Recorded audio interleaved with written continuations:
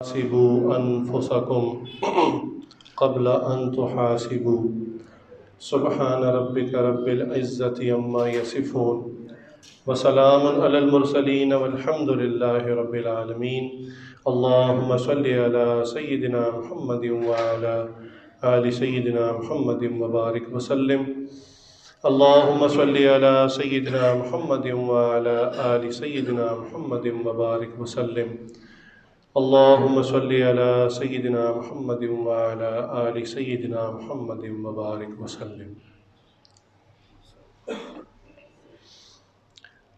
اللہ تعالیٰ قرآن کریم میں ارشاد فرماتے ہیں، اے ایمان والو تم تقوی کو اختیار کرو اور میرے سچے بندوں کے ساتھ رہو۔ قرآن کریم کی اس آیت میں اللہ تعالیٰ نے دو امر، دو حکم ارشاد فرمائے ہیں۔ ایک تو تقوی کو اختیار کرنے کا امر دیا ہے، اتقوا اللہ، امر کا صیغہ، اور کونوا مع الصادقین، کونوا بھی امر کا صیغہ کہ رہو میرے سچے بندوں کے ساتھ۔ ان دونوں کا آپس میں بڑا ربط ہے۔ تقوی اختیار کرنے کے لیے، تقوی کو سیکھنے کے لیے اللہ کے نیک بندوں کی صحبت میں رہنا انتہائی ضروری ہے۔ انسان کتابوں سے اگر دین کو، تقوی کو سمجھ سکتا تو اللہ رب العزت آسمان سے انبیاء کو نہ بھیجتے، فرشتے کے ذریعے صرف کتابوں کو بھیج دیتے۔ اللہ تعالیٰ نے جہاں آسمانی کتابیں بھیجی، وہاں اللہ تعالیٰ نے اپنے بندے بھی بھیجے تاکہ یہ دین کو، دین کے احکامات کو اور تقوی کو سکھائیں۔ چنانچہ ہر زمانے کا تقوی مختلف ہوتا ہے۔ اب ہمارے زمانے میں سن 2020 کے اندر تقوی کیا ہے، یہ ہم آج سے 100 سال پہلے کے بزرگوں کی کتابیں پڑھ کے نہیں سمجھ سکتے۔ میں آپ کو مثال کے طور پہ ایک واقعہ سناتا ہوں۔ ایک نوجوان، اس نے تبلیغی جماعت میں کچھ وقت لگایا، اللہ تعالیٰ نے اس کی زندگی کو بدل ڈالا۔ پہلے اس کی زندگی غفلت کی تھی، لیکن جب اس نے تبلیغ میں وقت لگا لیا، واپس آ گیا، تو اب اس کو شوق ہوا کہ بھی مجھے تقوی والی زندگی اختیار کرنی چاہیے۔ اب تقوی کے اوپر چلنے کے لیے اس نے اکابرین کے واقعات پڑھنے شروع کیے، نبی صلی اللہ علیہ وسلم کی سنت کو پڑھنا شروع کیا۔ پڑھتا وہ یونیورسٹی میں تھا، لہٰذا اس نے فیصلہ کر لیا کہ نبی صلی اللہ علیہ وسلم چونکہ تہبند باندھا کرتے تھے تو میں بھی تہبند باندھ کے یونیورسٹی جاؤں گا، دھوتی پہن کے یونیورسٹی جاؤں گا۔ اب لوگ اس کو سمجھائیں کہ بھائی یہ کیا کر رہے ہو، تو وہ کہتا تھا کہ بھائی نبی صلی اللہ علیہ وسلم کی سنت نہیں ہے یہ۔ کہتے تھے ہے، تو کہتے تھے پھر آپ مجھے کیوں روکتے ہو اس سے؟ تب اس کو بات سمجھانا مشکل ہو گیا۔ خیر، میرے جو روحانی پیشوا ہیں، استاد ہیں، ٹیچر ہیں، شیخ ہیں، حضرت ڈاکٹر شاہد اویس نقشبندی، ان کے پاس اس نوجوان کو لے کر آئے، کہا کہ عزیز کو کچھ سمجھائیں، تقوی پہ چلنا چاہتا ہے، بڑی اچھی بات، سنت پر عمل کرنا چاہتا ہے، بڑی اچھی بات، لیکن یونیورسٹی میں تو ایک تماشا بن جاتا ہے۔ جب یہ دھوتی پہن کے جاتا ہے تو آگے لڑکے تو پھر ان کو تو مذاق کے لیے کوئی آئٹم چاہیے ہوتی ہے، تو وہ پھر خوب اس کا مذاق اڑاتے ہیں اور گویا یہ سنت کا مذاق بنتا ہے۔ تو اس کو آپ سمجھائیں۔ خیر، حضرت نے اس کو پہلے سمجھانے کی کوشش کی تو وہ اپنی بات پہ اڑا ہوا تھا کہ بھئی کیا یہ بند ہو گیا، تو فرمایا کیا یہ سنت نہیں ہے؟ تو حضرت نے فرمایا اچھا سنت تو ہے، یہ بات تو درست ہے، اس سے تو انکار نہیں ہے، لیکن یہ بتاؤ کہ نبی صلی اللہ علیہ وسلم کون سی سواری استعمال فرماتے تھے؟ کہنے لگا کہ اونٹ استعمال کرتے تھے، گھوڑا استعمال کرتے تھے، خچر استعمال کرتے تھے۔ تو ڈاکٹر صاحب نے فرمایا پھر تم موٹر سائیکل پہ یونیورسٹی نہ جایا کرو، تم خچر کے اوپر یونیورسٹی جایا کرو۔ اب جب اس کو یہ بات کہی تو اب اس کے یہاں سٹرائک ہوا کچھ۔ تو حضرت نے فرمایا کہ دیکھو تمہارے خیال سے ہمارے اس زمانے کے جتنے بزرگ ہیں یہ سب خلاف تقوی چلتے ہیں، یا خلاف سنت چلتے ہیں، تو اس کو بہرحال بات سمجھائی اور اس کو پھر سمجھ میں آ گئی۔ مضمون تو خیر یہ واقعہ بھی لمبا ہے، اور بھی اس قسم کے بے تحاشا واقعات ہیں، لیکن میں نے یہ قرآن کریم کی آیت آپ کے سامنے پیش کی، اور جو بات عرض کرنے کی کوشش کی وہ یہ تھی کہ اللہ تعالیٰ بھی یہ فرما رہے ہیں کہ اے ایمان والو تم تقوی کو اختیار کرو، وَكُونُوا مَعَ الصَّادِقِينَ، اور اس تقوی کو میرے نیک بندوں سے سیکھ لو، سمجھ لو۔ ورنہ تو کہنے والا کہے گا کہ نبی صلی اللہ علیہ وسلم نے تو سیل فون یوز نہیں کیا تھا، تو یہ استعمال کرنا حرام ہے۔ نبی صلی اللہ علیہ وسلم تو گاڑی میں نہیں بیٹھے تھے، یہ حرام ہے۔ ہوائی جہاز پہ سفر نہیں کیا تھا، یہ حرام ہے۔ تو ہمیں تقوی کو اہل اللہ سے سیکھنا پڑے گا کہ تقوی کیا ہے۔ یہ تو تھی ایک بنیادی سی بات۔ اسی طرح ہمیں مکمل دین کو اہل اللہ سے سیکھنا ہوتا ہے۔ یہ تو بات اجتماعی طور پر یقینی ہے، پختہ ہے کہ اب کسی نبی نے نہیں آنا۔ حضور صلی اللہ علیہ وسلم آخری نبی الزماں ہیں۔ آپ صلی اللہ علیہ وسلم دنیا سے پردہ فرما گئے، لیکن امت تو موجود ہے۔ تو سوال یہ ہے کہ پھر اس امت کی اصلاح کون کرے گا؟ پھر وہی ٹکراؤ، پھر وہی معاملہ جو میں نے شروع میں عرض کیا کہ اگر کتاب کافی تھی تو اللہ تعالیٰ نے نبیوں کو کیوں بھیجا؟ اب نبی صلی اللہ علیہ وسلم تو 1400 سال پہلے تشریف لائے، اپنے ساتھیوں کی اصلاح فرمائی، ایک بڑی جماعت تیار ہو گئی، لیکن آپ صلی اللہ علیہ وسلم اللہ کے حکم سے پردہ فرما گئے۔ اب جو ہم لوگ ہیں، ہماری اصلاح کون کرے گا؟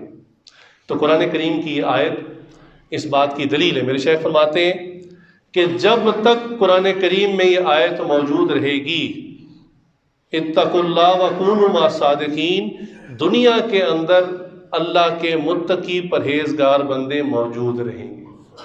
ہمیں صرف ان کو تلاش کرنا ہے۔ عرف عام میں لوگ کہہ دیتے ہیں جی آج کوئی اللہ والا نہیں ہے، سب فراڈ ہے۔ یہ بات مبالغہ ہے، یہ غلط ہے۔ جیسے آج کے زمانے میں صحیح باقاعدہ ڈگری یافتہ ڈاکٹرز بھی ہیں تو کویکس بھی بیٹھے ہوئے ہیں جو ایسی دوائی دیتے ہیں کہ بندے کا شفا کے بجائے اوپر کا ٹکٹ لگ جاتا ہے۔ تو اس کی وجہ سے یہ کہہ دینا کہ چونکہ شہر میں کویکس بہت زیادہ ہیں، اب دنیا میں کوئی صحیح ڈاکٹر رہا ہی نہیں، یہ بات صحیح نہیں ہے۔ کسی انجینئر نے آپ کے گھر میں غلطی کر دی بنانے میں، تو یہ کہہ دینا کہ اب دنیا میں کوئی انجینئر نہیں رہا، یہ بات درست نہیں ہے۔ تو اللہ والے ہر زمانے میں ہر علاقے میں موجود ہوتے ہیں۔ قرآن کریم کی آیت اس کی دلیل ہے۔ ہمیں اس کو اللہ والوں کو تلاش کرنا ہوتا ہے، ہمارے قریب ہی ہوتے ہیں۔ ہم اللہ والے کو ڈھونڈنے میں وہی غلطی کرتے ہیں جو کفار کیا کرتے تھے۔ وہ کہتے تھے مالی حاضر رسول، یہ کیسے رسول ہیں کہ یہ بازاروں میں چلتے پھرتے ہیں اور کھاتے پیتے ہیں۔ ان کا خیال تھا کہ نبی کو اور اللہ کے بھیجے ہوئے بندے کو کوئی غیر معمولی مخلوق ہونا چاہیے تھا کہ نہ اس کو کھانے کی ضرورت ہوتی، نہ پینے کی ضرورت ہوتی، نہ شادی کی ضرورت ہوتی۔ تھوڑی دیر کے لیے مان لیتے ہیں، سپوز اگر اللہ تعالیٰ کسی ایسی ہی مخلوق کو نبی بنا کر بھیج دیتے تو پھر اگلا سوال یہ ہوتا کہ بھی ان سے سیکھنا تو ناممکن ہے، امپاسبل ہے۔ اس کی ریزن کیا کہ نہ ان کو کھانے کی حاجت ہے، نہ شادی بیاہ کی، ان کو ہمارے مسائل کیا پتہ؟ بھئی ہمیں تو پیٹ لگا ہوا ہے، ہمیں تو کمانا پڑتا ہے، دکان کھولنی پڑتی ہے، کارخانے چلانے پڑتے ہیں، کھیتی باڑی کرنی پڑتی ہے، گھر میں بھی بچوں کے حقوق ادا کرنے پڑتے ہیں۔ ان کو تو مسئلہ ہی کوئی نہیں ہے، یہ تو نماز بھی پڑھ سکتے ہیں، روزہ بھی رکھ سکتے ہیں، سب کچھ کر سکتے ہیں۔ تو یہ اشکال ہونا تھا، اس لیے اللہ تعالیٰ نے اپنے بندوں میں سے یعنی انسان میں سے اپنے انبیاء کو بھیجا تاکہ وہ ہمارے لیے رول ماڈل بن سکیں۔ تو اسی طرح آج کے زمانے میں بھی اولیاء اللہ موجود ہیں، اور وہ ہم میں سے ہی ہوتے ہیں، انسانوں میں سے ہوتے ہیں۔ ایسا نہیں ہے کہ وہ ہوا میں اڑ کے دکھاتے ہیں، وہ بھی شادیاں کرتے ہیں، بیوی بچے ہیں، کھاتے پیتے ہیں، لیکن اللہ تعالیٰ کے برگزیدہ بندے ہوتے ہیں۔ اتنی بات یاد رکھ لیں کہ انسان دو چیزوں کا مرکب ہے، انسان دو چیزوں سے مل کر بنا ہے، ایک ہے جسم اور ایک ہے روح۔ جسم چونکہ مٹی سے بنا ہے، اس لیے اس کی تمام ضروریات مٹی سے نکلتی ہیں، مٹی سے پوری ہو جاتی ہیں۔ مثلاً ہمارے مکانات اور اس مکان میں لگنے والی جتنی چیزیں سب مٹی سے نکلتی ہیں. اینٹ آپ کو پتہ ہے مٹی سے سانچے میں ڈال کے آگ میں پکاتے ہیں، اینٹ بن جاتی ہے. سیمنٹ اور سیمنٹ کے اندر استعمال ہونے والے سارے کیمیکل زمین سے نکلتے ہیں. سریا لوہا زمین سے نکلتا ہے. اور مکان کے اندر جتنا کچھ بھی ہے یہ سب کا سب مٹیریل زمین سے نکلتا ہے، مٹی سے نکلتا ہے. اب ہم جو کچھ کھاتے ہیں وہ سب مٹی سے نکلتا ہے. چنانچہ جتنی قسم کی سبزیاں ہیں، پھل ہیں، یہ سب کا سب زمین سے مٹی سے نکلتا ہے. حتیٰ کہ جو جانور ہم کھاتے ہیں وہ جانور اس زمین سے نکلنے والے سبزے اور چارے کو کھاتا ہے، تو گویا وہ بھی روٹ جو ہے واپس مٹی کی طرف گیا. ہماری جو سواریاں ہیں، سائیکل، موٹر سائیکل، گاڑی، ہوائی جہاز، اس میں جو کچھ بھی مٹیریل لگتا ہے وہ سب کا سب مٹی سے نکلتا ہے. خیر یہ بات آپ سمجھ گئے کہ اللہ تعالیٰ نے دو چیزوں سے انسان کو بنایا، ایک ہے جسم اور ایک ہے روح. چونکہ جسم مٹی سے بنا اس لیے اس کی ساری ضروریات، ساری نیڈز کو مٹی میں رکھ دیا. اب کوئی بندہ اس مٹی کی چیزوں کو بے تحاشا اکٹھا کر لے اور یہ سوچے کہ اب میری زندگی میں سکون آئے گا، بڑا سا مکان ہو، سردی گرمی کے آلات اندر موجود ہوں، آرام دہ بستر موجود ہو، اچھی بڑی گاڑی موجود ہو، یہ اس نے مٹی اکٹھی کر لی اور یہ سوچنا شروع کر دیا کہ مجھے اس کی وجہ سے سکون ملے گا. سکون اس کو پھر نہیں ملتا. کیا وجہ؟ کیوں؟ دوسرا پورشن بالکل بلینک ہے، خالی ہے. میں نے آپ کو عرض کیا انسان دو چیزوں کا مرکب ہے، جسم اور روح. اب سمجھ لیں روح کو کہ روح چونکہ مٹی سے نہیں نکلی، یہ آسمانوں سے آئی ہوئی چیز ہے، لہٰذا اس کی غذا بھی آسمانوں سے آتی ہے. اللہ تعالیٰ قرآن کریم میں ارشاد فرماتے ہیں الا بذکر اللہ تطمئن القلوب.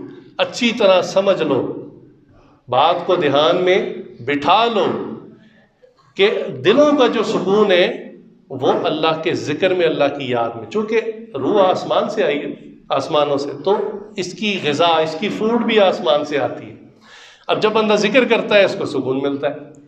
چنانچہ ایک شخص نے پوچھا کسی شیخ سے کہ حضرت ٹی وی کے آگے 8-8 گھنٹے بیٹھے رہتے ہیں، نیند نہیں آتی، کچھ بھی نہیں ہوتا، اور ذکر کرنے تسبیح لے کے بیٹھتے ہیں تو چند منٹوں میں نیند آ جاتی، کیا وجہ؟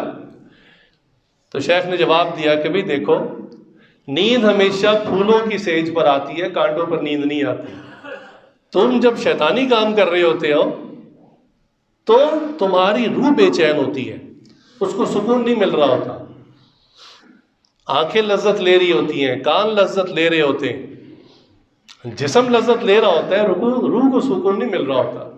لہٰذا تم 8 گھنٹے کیا 12 گھنٹے بیٹھے رہو، تمہیں سکون نہیں ملے گا. لیکن جب ذکر کرتے ہو تو چونکہ اللہ کی رحمت فوراً آنا شروع ہو جاتی ہے، اس رحمت کی وجہ سے وہ روحانی غذا ہے. جب روح کو فوڈ ملتی ہے، روح کو سکون ملتا ہے، تو انسان خود بخود نیند کی طرف چلا جاتا ہے. تو انسان دو چیزوں کا مرکب ہے، جسم اور روح. اب خلاصتاً اتنی بات سمجھ لیں کہ جیسے جسم ہمارا بیمار ہو جاتا ہے تو ہم کیا کرتے ہیں؟ دوائی کھاتے ہیں. دوائیوں کے مختلف نام ہیں اور بیماریوں کے بھی نام ہیں کہ بھئی اس بندے کو السر ہو گیا، اس کو کینسر ہو گیا، اس کو شوگر ہو گئی، اس کو جو ہے وہ ہارٹ کا مسئلہ ہو گیا، اس کو لنگز کا مسئلہ ہو گیا. تو بیماریوں کے مختلف نام ہیں. پھر ان کے علاج کے لیے مختلف علاج گاہیں، ہسپتال ہوتے ہیں، حکیم ہو گئے، ڈاکٹر ہو گئے، ایلوپیتھک کے اور آکوپنچر کے مختلف طریقے علاج ہیں. بالکل اسی طرح انسان روحانی طور پر بھی بیمار ہو جاتا ہے اور روحانی بیماریوں کے بھی نام ہیں. چنانچہ حسد، غصہ، تکبر، شہوت، دنیا کی محبت، لمبی لمبی امیدیں، کینہ، بغض، یہ سب روحانی بیماریوں کے نام ہیں. جیسے جسم بیمار ہوا اسی طرح انسان کی روح بھی بیمار ہو جاتی ہے. اور جسم کے لیے بھی کچھ علاج گاہیں ہوتی ہیں، اسی طرح روحانی علاج کے لیے بھی کچھ علاج گاہیں ہوتی ہیں. ان کو خانقاہ کہہ دیتے، اللہ والوں کا گھر کہہ دیتے.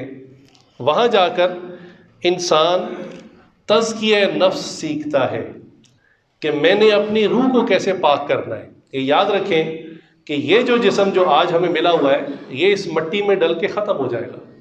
اللہ تعالیٰ قیامت کے دن جب اٹھائیں گے، جب دوبارہ سورہ ثانی پھونکا جائے گا تو اللہ تعالیٰ نیا جسم عطا فرمائیں گے، اور روح وہی ہوگی.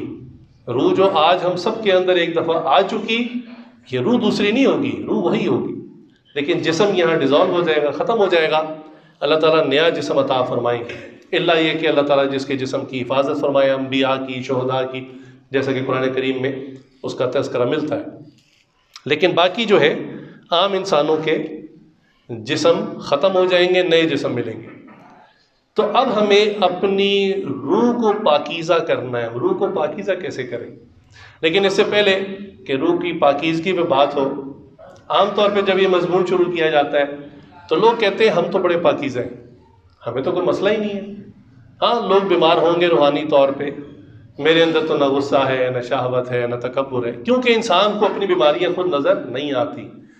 کوئی بندہ جب ڈاکٹر کے پاس جاتا ہے تو ڈاکٹر بتاتا ہے جناب آپ کو تو کینسر ہے، وہ بھی لاسٹ سٹیج کا. وہ کہتا ہے اچھا میں تو اچھا بھلا تھا، مجھے تو ذرا سی درد ہوئی. وہ ڈاکٹر چیک کر کے بتائے گا کہ کیا بیماری ہے. بندہ خود اپنی بیماری کو ٹریس آؤٹ نہیں کر سکتا. اسی طرح روحانی بیماری کو بھی انسان خود ٹریس آؤٹ نہیں کر سکتا. یہ تو جو ماہر فن ہوتا ہے، جو اس کا ڈاکٹر ہے، وہ بتاتا ہے کہ آپ کو بیماری ہے اور کس گریڈ کی ہے. تو پہلے تھوڑا سا اس کے اوپر کلام ہو جائے کہ کیا ہم روحانی طور پر بیمار ہیں؟ جب ہم جسمانی طور پر بیمار ہوتے ہیں تو کیا کرتے ہیں؟ پیتھولوجیکل لیبز ہوتی ہیں، وہاں جا کے بلڈ دے دیتے ہیں، تو وہ بلڈ کو ٹیسٹ کرتے ہیں، اور ٹیسٹ کرنے کے بعد ایک آدھ دن میں آپ کو رپورٹ دیتے ہیں، تو ہر چیز واضح ہو جاتی ہے کہ آپ کو فلاں فلاں بیماری موجود ہے. تاہم اس میں وقت بھی لگتا ہے اس ٹیسٹ میں، اور پیسے بھی لگتے ہیں. روحانی بیماری ہمیں ہے یا نہیں ہے، اس کے اندر نہ پیسے لگتے ہیں نہ ٹائم لگتا ہے. یہ آپ خود ہی ٹیسٹ کر سکتے ہیں، اور ٹیسٹ بھی بالکل ایکوریٹ، خبر بالکل ٹھیک ہوگی، ذرا بھی اس میں گڑبڑ نہیں ہوگی، غلطی نہیں ہوگی. چنانچہ اس سیلف پیوریفیکیشن کے لیے، اپنے احتساب کے لیے آج لوگ کتنا اہتمام کرتے ہیں. بڑے بڑے جو دفاتر ہیں، وہاں پر جب ان کا آڈٹ ہونا ہوتا ہے نا، سالانہ آڈٹ اکاؤنٹس کا، تو وہ پہلے اپنا سیلف آڈٹ کر لیتے ہیں. وہ کہتے ہیں ایسا نہ ہو کہ جب ایکسٹرنل آڈیٹر آئے تو ہماری کوئی رسید مسنگ ہو، کوئی فائل مس ہو، تو ہم پہلے اپنا آڈٹ خود کر لیتے ہیں تاکہ جب بڑی ٹیم آئے تو اس وقت ہمیں شرمندگی نہ ہو. اسی طرح حدیث میں آیا کہ تم اپنا احتساب کرو اس سے پہلے کہ تمہارا احتساب کیا جائے. سیلف آڈٹ دنیا میں کر لو. ایسا نہ ہو کہ قیامت کے دن جب تمہارا آڈٹ کیا جائے اور رزلٹ دکھایا جائے تو تمہیں شوق لگے اور کہے کہ اوہ یہ کیا ہو گیا، میں تو اپنے آپ کو بہت اچھا سمجھتا تھا اور سمجھتا تھا کہ جنت میرے لیے بنی ہوئی ہے، لیکن یہ کیا ہو گیا. تو اس لیے اپنا سیلف آڈٹ کر لو. چنانچہ سیلف آڈٹ کے لیے کون کون سے ٹیسٹ ہیں جو انسان خود کر سکتا ہے؟ دیکھیں، حسد کی جو بیماری ہے، اس کا پتہ کیسے چلتا ہے؟ آپ کیسے معلوم کریں گے کہ آپ کے دل میں حسد ہے؟ ایسا نہیں ہوگا کہ آپ کے دل میں ساری دنیا کے انسانوں کا حسد ہوگا، ایسا نہیں ہے.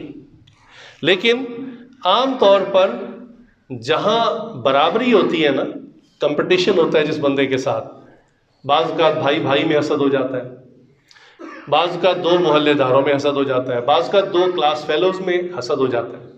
کس بات پہ؟ کہ جی میری عمر اس کی عمر برابر ہے، اس کے پاس اتنا پیسہ ہے، میرے پاس کیوں نہیں؟ ہم دونوں ایک ہی دفتر میں کام کرتے ہیں، لیکن اس کے پاس دو دو تین تین گاڑیاں ہیں، میرے پاس موٹر سائیکل بھی نہیں ہے. یہ بھی اسٹوڈنٹ ہے، میں بھی اسٹوڈنٹ ہوں، اس کا جی پی اے اتنا ہائی آ گیا، میرا اتنا لو کیوں ہے؟ تو جہاں پر کمپیریزن ہوتا ہے نا، آپ کو سڑک پہ چلتے، راہ چلتے، اجنبی آدمی سے کبھی حسد نہیں ہوگا. آپ اس کو نہیں جانتے، وہ آپ کو نہیں جانتا. تو جہاں جان پہچان ہو، اکثر فیملی کے لوگ یا قریب والے، ان کے اندر یہ حسد کی بیماری ہوتی ہے. آپ کبھی اپنا سیلف آڈٹ کریں، تنہائی میں بیٹھ کر سوچیں کہ کیا آپ کے جو قریب کے لوگ ہیں، ان کی نعمتوں کو دیکھ کر آپ خوش ہوتے ہیں، یا آپ کے اپنے اندر کچھ کڑن سی محسوس ہوتی ہے؟ کیا نیگیٹو فیلنگز ہیں یا آپ اچھی فیلنگ رکھتے ہیں؟ میرے حضرت نے اس پہ ایک واقعہ سنایا، فرمانے لگے ایک آدمی تھا تو اس نے وہ اللہ اللہ کرتا تھا، ذکر اذکار، جنگل میں جا کر ہر وقت اللہ اللہ کرتا. تو کہنے لگے اس نے کئی سال عبادت کی، بالآخر ایک دن اللہ تعالیٰ کی طرف سے فرشتے نے پوچھا کہ بھائی کیا چاہتے ہو؟ تو اس نے کہا کہ بس میں اللہ اللہ ہی کرنا چاہتا ہوں، صرف یہ تھا کہ مجھے یہاں آنا پڑتا ہے، تو اللہ سے درخواست ہے کہ مجھے ایک وقت کی ہانڈی دے دیا کرے، ایک وقت کا کھانا دے دیا کرے، میں گھر میں اللہ اللہ ہی کرتا رہوں گا ہر وقت. تو اس کی ہانڈی کا سلسلہ شروع ہو گیا. اب وہ گھر کے اندر اللہ اللہ کرتا تھا اور کھانے کا انتظام ہو جاتا. اس کا ایک پڑوسی تھا، اب وہ دیکھتا کہ نہ اس کی کوئی دکان ہے، نہ کوئی فیکٹری کارخانہ، نہ کوئی جاب، یہ کیسے کھاتا ہے؟ ہوتا ہے نا بعض لوگوں کے پیٹ میں درد ہوتا ہے. اب وہ پیچھے تجسس میں پوچھے کیا کرتے ہو، کیسا ہو جاتا ہے اللہ انتظام، نہیں کیسے ہوتا ہے؟ اب پیچھے پڑ گیا. بہرحال جب بہت زیادہ پیچھے پڑا تو اس نے کہا کہ بھائی میں نے اللہ اللہ کی تھی تو اللہ کا فضل ہو گیا، میں نے اللہ نے پوچھا کیا چاہتے ہو، میں نے کہا بس ہانڈی مل جائے، وہ مل جاتی ہے، بس میں کھا لیتا ہوں، شکر ادا کرتا ہوں. اس نے کہا اچھا کہاں جا کے ذکر کیا تم نے؟ اس نے بتایا جی فلاں جگہ. وہ بھی پہنچ گیا تسبیح لے کے اور ذکر کرنا شروع کر دیا، دانے پہ دانہ، من کے پہ من کا. اور کچھ سال اس نے بھی عبادت کی. اللہ کی شان اس کے بھی اس طرح ہی معاملہ. فرشتہ آیا، اس نے کہا اللہ پوچھتے کیا چاہتے ہو؟ اس نے کہا اللہ تعالیٰ سے ایک ہی دعا ہے. انہوں نے کہا کیا؟ یا اللہ وہ جو فلاں بندے کی ہانڈی روز آتی ہے اس کو بند کر دے. تو بعض لوگوں کی کیفیت یہ ہوتی ہے حسد کے اندر، خود نعمت نہیں مانگتے، اگلے کی نعمت زائل کرنا چاہتے. اچھا ویسے یہ لطیفہ نہیں ہے، حقیقت بھی ہے. آپ اپنا آڈٹ بھی ایسے ہی کریں گے. اگر کسی کے بچی کی اچھی جگہ شادی ہو گئی، آپ کے عزیزوں میں آپ نے دیکھا، اکثر دو بہنوں میں اس بات پہ حسد ہو جاتا ہے کہ میری بھی بیٹیاں گھر بیٹھی ہیں، اس کی تو شادی ہو گئی ہے، اس کے تو داماد بھی بڑے اچھے ہیں. تو آپ دیکھیں کہ کیا اس نعمت کو دیکھ کے آپ کے اندر کچھ برننگ ہوتی ہے، کچھ جلن محسوس ہوتی ہے، یا آپ کے دل سے دعا نکلتی ہے؟ اگر دعا نکلتی ہے الحمدللہ آپ کے اندر حسد نہیں ہے. اگر آپ کے اندر تکلیف ہوتی ہے، پریشانی ہوتی ہے، تو پھر یہ حسد ہے اور اس کی اجازت نہیں ہے. صحابہ ہمیشہ دوسرے صحابہ کے اعمال کو دیکھ کر غبطہ کرتے تھے، اس کی اجازت تھی. اور وہ کیا چیز تھی؟ یا اللہ آپ نے اس کو نعمت دی، مجھے بھی عطا فرمائی. آپ نے اس بھائی کو توفیق دی تہجد کی، صدقہ خیرات کرنے کی، حج کرنے کی، مجھے بھی توفیق دی. اچھا ایک بیماری ہے تکبر، اس کا کیسے پتہ چلے گا؟ تو اگر آپ کو اللہ تعالیٰ نے کوئی نعمت دی، تکبر عام غریب آدمی کو عام طور پہ نہیں فیل ہوتا، یہ اسی کو ہوتا ہے جس کے پاس کوئی نعمت ہو، حسن کی نعمت ہو، مال دولت کی نعمت ہو، ذہانت بہت ہو، اس کو باقی لوگ نا بڑے کم تر نظر آتے ہیں. ٹائم بتا دیجیے گا. اس کو باقی لوگ بڑے چھوٹے نظر آتے ہیں، بڑے کم تر نظر آتے ہیں. اس کے اندر تکبر کی کیفیت ہوتی ہے. حضرت نے ایک عجیب سوال کیا. حضرت نے ایک دفعہ پوچھا یہ بتاؤ کہ کوئی بھی عام آدمی جب گناہ کر بیٹھتا ہے تو کیا کہتا ہے؟ مجھ سے شیطان نے گناہ کروا لیا. بھئی شیطان نے بہلا دیا، پھسلا دیا، بات بھی ٹھیک ہے. تو کہنے لگے بتاؤ جب اللہ تعالیٰ نے شیطان سے کہا اسجدوا لی آدم، کہ آدم کو سجدہ کرو، تو بتاؤ شیطان کو کس شیطان نے بہکایا تھا؟ تو ہم خاموش. فرمایا کہ شیطان کو اس کے نفس نے بہکایا تھا. تو ہمارا یاد رکھو کہ شیطان سے بڑا دشمن ہمارا نفس ہے، اور نفس کے اندر ہی یہ تکبر اور حسد کی جیسی بیماریاں ہوتی ہیں. اسی طرح ایک روحانی بیماری ہے غصہ. اس کا ٹیسٹ تو بہت آسان ہے. عام حالت میں آپ کو غصہ آئے گا نہیں، لیکن جب غصے والی کوئی بات آپ سے کرے اس وقت اس ٹیسٹ کا ٹائم ہوتا ہے. آپ کی طبیعت کے خلاف کسی نے بات کر دی، یا آپ کسی کو بات سمجھا رہے ہیں وہ سمجھ نہیں پا رہا، تو اب آپ کی جو کیفیت آئے گی کہ آپ کا سانس پھول رہا ہے اور چہرہ سرخ ہو گیا، آواز بلند ہو گئی ہے، یہی غصہ ہے. لہٰذا یہ ایک روحانی بیماری ہے، اور غصے کی وجہ سے انسان اپنا بہت نقصان کر لیا کرتا ہے. میں نے خبر اخبار میں خود پڑھی کہ ایک اتنا بوڑھا کپل کہ بابا جی کی عمر 80 سال اور اس کی اہلیہ کی عمر 75 سال، اور حج کرنے گئے ہیں دونوں، اور مینا کے اندر کسی بات پر غصہ آیا، وہیں طلاق دے دی. اللہ. تو غصہ وہ ٹائم بم ہے جو پھٹے گا تو اپنے وقت پر، لیکن جب پھٹے گا تو نقصان سب سے زیادہ آپ کا کرے گا. اس لیے اس کا علاج کروا لینا چاہیے. اچھا ایک بیماری جو مردوں میں بہت زیادہ ہوتی ہے اس کو کہتے ہیں شہوت. شہوت کا لفظی ترجمہ یہ ہے کہ کسی چیز کی محبت اشتہا بہت زیادہ ہو جانا، یعنی اپنی نارمل رینج سے اوپر چلے جانا. بھائی ہر مرد میں عورت کی خواہش ہوتی ہے اور یہ نہ ہو تو نکاح ہی نہ ہو سکے، اور انسانوں میں جو تولید کا سلسلہ ہے وہ چل ہی نہ سکے. لہٰذا نارمل رینج میں ہونا یہ ٹھیک ہے، لیکن اتنی بڑھ جانا کہ جو عورت سڑک پہ نظر آئے خواہش کرے یہی مجھے مل جائے، تو اس کا مطلب ہے کہ یہ بیماری بہت ہائی لیول پہ جا چکی ہے، شہوت اتنی زیادہ بڑھ چکی ہے. اور اس بیماری کی وجہ سے انسان کی آنکھیں غلط دیکھتی ہیں، کان غلط سنتے ہیں، دماغ غلط سوچتا ہے، اور ان تینوں کا رزلٹ یہ ہوتا ہے کہ پھر شرم کا غلط استعمال ہو جاتی ہے. چنانچہ اس کا علاج سب سے زیادہ ضروری. ایک شخص جس کی پہلی زندگی کچھ اور تھی، پھر وہ توبہ طائب ہو گیا، اس نے اپنا واقعہ مجھے سنایا. کہنے لگا میں ایک آفس میں جاب کرتا تھا مارکیٹنگ کی، تو مارکیٹنگ کے حوالے سے ہم مختلف آفیسز میں جاتے بھی تھے اور ٹیلی فون پہ رابطہ بھی ہوتا تھا. تو کہنے لگے ایک آفس میں ہم کال کرتے کام کے سلسلے میں، تو آگے جو سیکٹری فون اٹھاتی اس کی آواز بڑی خوبصورت. تو کہنے لگے 2-4 دفعہ بات ہوئی تو اس کی آواز اتنی خوبصورت تھی، اس میں اتنی شیرینی تھی کہ میرے دل میں ارادہ ہو گیا کہ میں نے اس حور کی بچی کو ضرور دیکھنا ہے. تو کہنے لگے میں واقعتاً اس دفتر پہنچ گیا دیکھنے کے لیے. تو جب گیا تو دیکھا ریسیپشن پہ ایک موٹی سی اور بڑی سانولی سی عورت بیٹھی ہوئی ہے. تو میں نے کہا اچھا وہ اصل سیکرٹری چھٹی پہ ہے. تو میں نے پوچھا کہ جی یہاں آپ کے علاوہ بھی کوئی ہے؟ تو جب اس نے بولا نہیں جی میرے علاوہ کوئی نہیں ہے، تو میں نے آواز پہچان لی کہ یہ وہی ہے. تو کہنے لگے کہ آواز سن کر میں پٹری سے اتر گیا تھا، اب تصویر دیکھ کر واپس میں توبہ طائب ہوا اور پٹری پہ آ گیا. تو بعض اوقات انسان کی شہوت اس کو بالکل راستے سے گمراہ کر دیتی ہے. کان کا غلط استعمال ہوتا ہے، آنکھ کا غلط استعمال ہوتا ہے، اور یہ مرض آج کے زمانے میں بہت زیادہ، اور اس کو ہوا دی ہے انٹرنیٹ نے. کتنے بجے تک آج پھر اس کو ہوا دی ہے انٹرنیٹ نے کہ میڈیا کا اتنا کھلے عام استعمال کہ ہر قسم کا الٹا سیدھا مواد بچوں کی ایک فنگر ٹپ کے اوپر دے دیا گیا تاکہ ان کے اندر یہ شہوت کا مرض اور زیادہ بڑھے. جو شہوت کا مریض ہوتا ہے وہ کسی کا وفادار نہیں ہوتا، صرف اپنی ذات کا وفادار ہوتا ہے. لہٰذا فیشن اپنے لیے، غرض اپنی، ہر خواہش اپنی. اس کو ساتھ والے کا تو کیا ماں باپ کا بھی لحاظ نہیں ہوتا، اس کو اپنی چیزیں پوری کرنی ہوتی ہیں، اپنے معاملات سیدھے کرنے ہوتے ہیں، اور ایسے بندے کو خریدنا بہت آسان ہوتا ہے. تو اسی لیے گلوبلی یہ ایک پوری ایک سائنس ہے، سوشل سائنس ہے اس کے پیچھے، اور ایک سیاست ہے، ایک چال ہے جس کے ذریعے پوری دنیا کے اندر اس مواد کو مفت بھیجا جا رہا ہے. مفت، حالانکہ ان کے تو لاکھوں ڈالر لگتے ہیں اس پہ، لیکن دنیا بھر میں اس کو مفت بھیجا جا رہا ہے کیونکہ ان کا بہت بڑا ایجنڈا ہے اس کے پیچھے. خیر واپس اپنے مضمون پہ آتے ہیں کہ یہ روحانی بیماریاں ہیں جن کو انسان خود ٹیسٹ کر سکتا ہے، کسی لیب میں جانے کی ضرورت نہیں ہے، یہ آپ خود ٹیسٹ کر سکتے ہیں. اس کے علاوہ لمبی لسٹ ہے، میں نے چند ایک آپ کے سامنے بیان کر دی.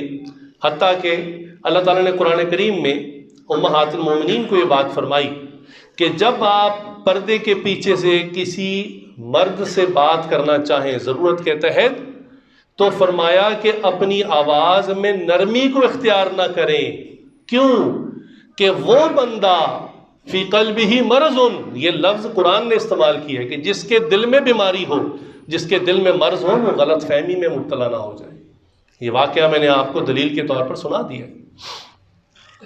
تو یہ روحانی بیماریاں ہیں جن کا علاج ہمیں موت سے پہلے پہلے کروانا ہے. یہ ہمارا ٹائمر لگا ہوا ہے ہر ایک کا، ہمیں ایک ٹائم دیا گیا ہے کہ اس وقت تک آپ سیلف پیوریفیکیشن کر لیں، اس کے بعد آڈٹ کے لیے اللہ کے سامنے پیش ہو جائیں.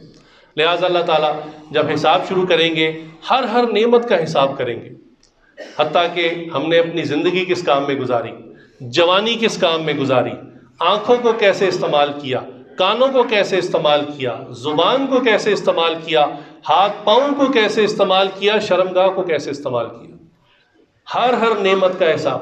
آپ نے نہیں دیکھا، جو چھوٹی عمر کے بچے ان کو بتاتا ہوں کہ ابو نے آپ کو کبھی سودا لینے بھیجا ہو، 5000 کا نوٹ دے دیا ہو، چینج نہ ان کے پاس، اور آپ سودا لے کر آ کے بیٹھ گئے، انہوں نے حساب ہی نہ لیا. بھائی اتنی بڑی قیمتی چیز دی ہے، یہ ممکن نہیں ہے کہ وہ کہیں کہ بیٹا 5000 دیا تھا چلو کوئی بات نہیں. وہ کہتے مجھے حساب دیں، میں نے آپ کو ایک قیمتی چیز دی تھی، بتائیں کتنا خرچ ہوا کتنا بچا. آپ کا خیال ہے اللہ تعالیٰ نے جو ہمیں نعمتیں دی اللہ ہمیں ایسے چھوڑ دیں گے؟ اللہ تعالیٰ ہمارا احتساب نہیں فرمائیں گے؟ ضرور احتساب فرمائیں گے.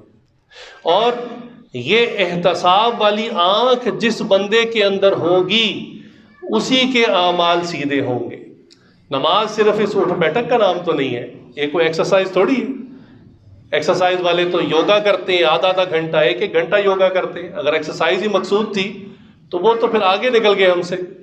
آرمی والے کئی گھنٹے ایکسرسائز کرتے ہیں دن میں، پھر وہ ہم سے آگے ہیں. سوچنے کی بات ہے یہ نماز میں اٹھک بیٹھک کیا چیز ہے؟ اس کے پیچھے کوئی اصل ہے، اس اصل کو جاننا ضروری ہے، ورنہ کوئی عبادت ہماری عبادت نہیں ہے، صرف اس کا ظاہر ہے.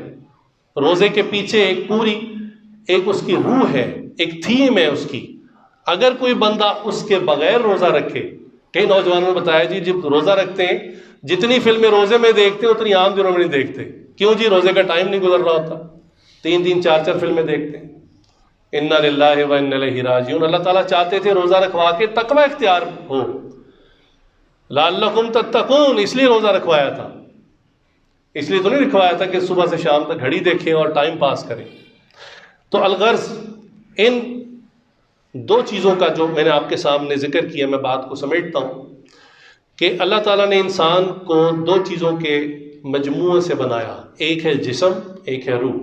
جسم مٹی سے بنی، تمام ضروریات ہر چیز اللہ نے مٹی میں رکھ دی، اس کو پورا کر دیں جسم زندہ رہے گا. لیکن روح چونکہ آسمانوں سے آئی ہے، اس کی غذا بھی آسمانوں سے آئے گی. اگر اس روح کو اس کی غذا نہ ملی تو انسان ویسے سانس لے رہا ہوگا، روحانی موت واقع ہو جائے گی، روحانی طور پر مر چکا ہوگا. اور معذرت کے ساتھ برا منائیے گا میری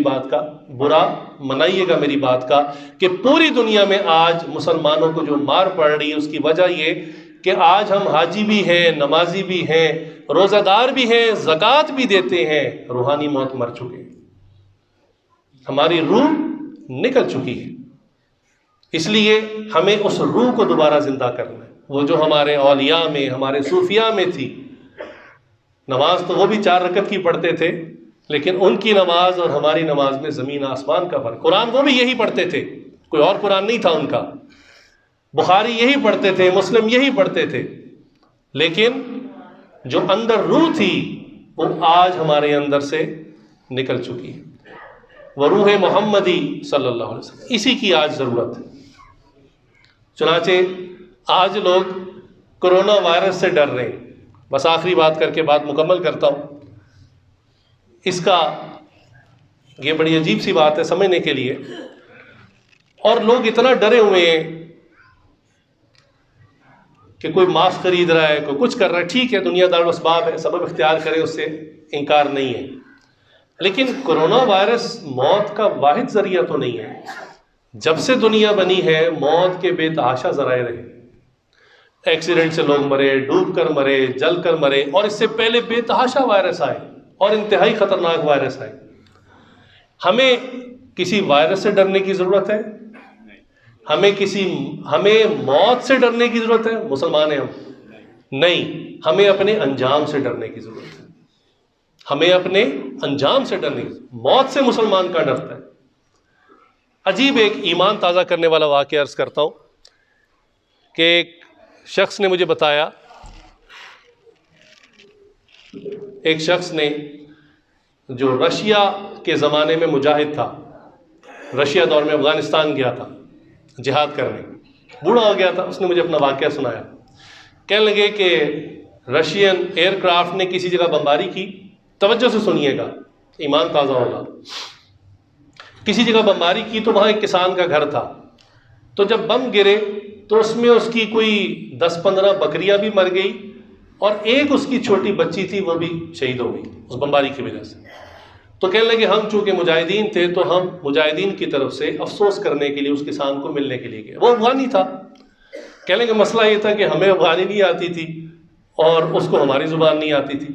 خیر ہم گئے، ہم نے جا کے کچھ فاتحہ وغیرہ پڑھی اس بچی کے لیے، اور پھر کہا کہ ہمیں بڑا افسوس ہوا کہ آپ کی بچی فوت ہو گئی. کہنے لگے پہلے تو اس کو بات سمجھ نہیں آ رہی تھی کہ یہ کیوں آئے ہیں. جب اس کو سمجھ میں آئی اس نے ہمیں برا بھلا کہنا شروع کر دیا. اس نے کہا کہ تم میری اس بچی کے اوپر افسوس کرنے آئے ہو، میں سمجھا کہ تم میری بکریوں کا افسوس کرنے آئے ہو. کہنے لگے ہم بھی حیران یہ کیا بات کر رہا ہے. کہنے لگا او مجاہدین تم کیسا ایمان ہے تمہارا, یہ بچی تو جنت کے اندر مزے کر رہی ہے, مسلمان بچی تھی, مجھے افسوس تو ان بکریوں کا ہے, نہ یہ کسی کے کھانے کے قابل آئی نہ کسی کے استعمال, وہ تو مردہ موت مر گئی, ضائع تو یہ ہوئی ہے, وہ بچی تو جنت میں مزے کر رہی ہے. کوئی شخص کرونا وائرس سے مر جائے, ایڈز سے مر جائے, کینسر سے مر جائے, اگر ایمان کی حالت میں ہے سیدھا جنت میں مزے کرے گا. مسلمان تو موت سے نہیں ڈرتا, وائرس سے نہیں ڈرتا, مسلمان اپنے انجام سے ڈرتا ہے. ہاں اپنی کرتوتوں سے, اپنے اعمال نامے سے, اپنے رزلٹ سے ڈرنا چاہیے. کرونا وائرس کیا چیز ہے؟ ہمارے سلسلے کے شاہ صاحب تھے رحمۃ اللہ علیہ, فوت ہو گئے. وہ کہا کرتے تھے ساری دنیا امریکہ سے ڈرتی ہے اور امریکہ جراثیم سے ڈرتا ہے. ماں کی پلیٹ الگ, باپ کی الگ ہے, ماں کا گلاس الگ, باپ کا الگ, سب کے بچوں کے الگ الگ برتن, اتنا ڈرتے ہیں جراثیم سے. کہا ساری دنیا امریکہ سے ڈرتی ہے اور امریکہ جراثیم سے ڈرتا ہے. آج میڈیا نے اس کو اتنی ہوا دی ہے کہ ہر طرف کرونا کا خوف پھیلا ہوا ہے. بھئی اپنے انجام سے ڈرو. کرونا وائرس نہ بھی لگا تو بہرحال بستر کے اوپر موت آخر آ جائے گی, اور اگر حالت ایمان پر موت آئی, جو بھی اس کی ظاہری شکل ہو, اللہ تعالیٰ جنت عطا فرمائیں گے. لیکن اگر ان روحانی بیماریوں کو ساتھ لے کر چلے گئے تو آخرت کا معاملہ بڑا سخت ہے. کوئی شخص اپنے گھر میں, اپنے رشتہ داروں کے درمیان, اپنی برادری کے درمیان نرم بستر کے اوپر مر جائے, لیکن ان روحانی بیماریوں کو ساتھ لے کر چلا جائے, اس کے لیے انتہائی مشکل کا سفر شروع ہو جائے گا. قبر کے اندر مشکل, میدان حشر میں مشکل, پل صراط میں مشکل, آگے اس کے لیے مشکلات ہی مشکلات. تو موت کی ظاہری شکل سے نہ ڈریں, اپنے انجام کی فکر کریں. اللہ تعالیٰ سے دعا ہے اللہ تعالیٰ ہم سب کو خاتمہ بالخیر عطا فرمائے, ایمان کے اوپر ہم سب کو موت عطا فرمائے, اور ان تمام روحانی بیماریوں سے ہم سب کو کامل شفا عطا